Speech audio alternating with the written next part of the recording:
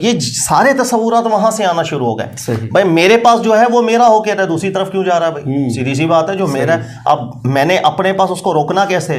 तो मुझे बहुत से जुमले ऐसे इस्तेमाल करने पड़ेंगे कि जिसमें उसमें खौफ पैदा हो जाए।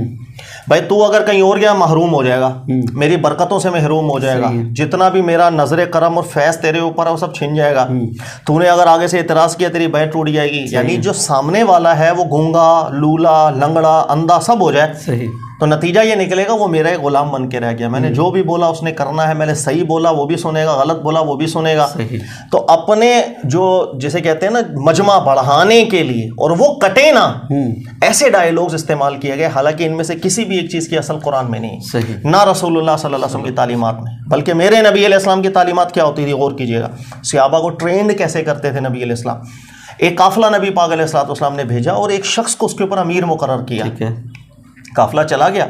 अब हुआ ये कि रास्ते के अंदर इंसान है, तबीयत है, कभी गुस्सा आ जाता। कुछ ऐसी हरकतें हुई कि वो जो अमीर था वो शदीद गुस्से के अंदर आ गया। और मजीद गुस्सा इतना बढ़ता चला गया कि उसने कहा कि देखो अल्लाह के रसूल पाक अलैहिस्सलाम ने मुझे अमीर जब मुकर्रर किया तो उसी रसूल सल्लल्लाहु अलैहि वसल्लम ने फरमाया था तुम सब ने इसकी इताअत करनी। सब ने कहा हाँ जी, नबी अलैहिस्सलाम ने फरमाया था हमने आपकी इताअत करनी। तो उन्होंने कहा कि मैं तुम्हें हुक्म देता हूँ, चाहे रात का टाइम है, जाओ जंगल में लकड़ियाँ लेकर आओ। वो सब लकड़ियाँ लेकर आ गए।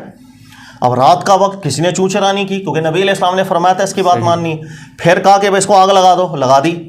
फिर उसने तीसरी दफा शख्स ने बोला जो अमीर मुकर्रर थे, उसने कहा कि नबी पाक अलैहिस्सलाम ने नहीं फरमाया था मैं जो बोलूंगा तुमने मानना है। उन्होंने कहा जी बिल्कुल नबी अलैहिस्सलाम ने फरमाया था। कहा कि इस आग में सब कूद जाओ, छलांग लगा दो इसमें।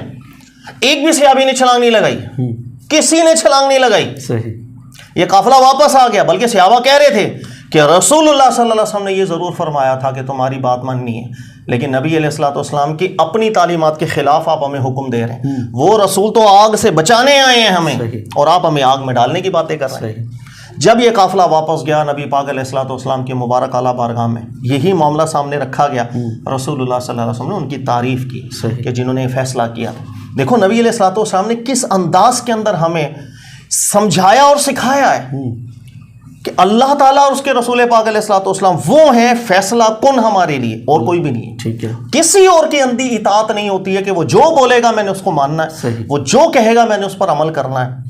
यही वो चीजें हैं बिगाड़ की कि अगर आप देखेंगे जब तसव्वुफ जब से बिगड़ी फिर किताबों में ऐसा कुछ आना शुरू हो जाता है कि जिसकी इंतहा नहीं। हमें उस असल तक रहना चाहिए जो अल्लाह ने बताया, उसके रसूल पाक अलैहिस्सलाम ने सिखाया।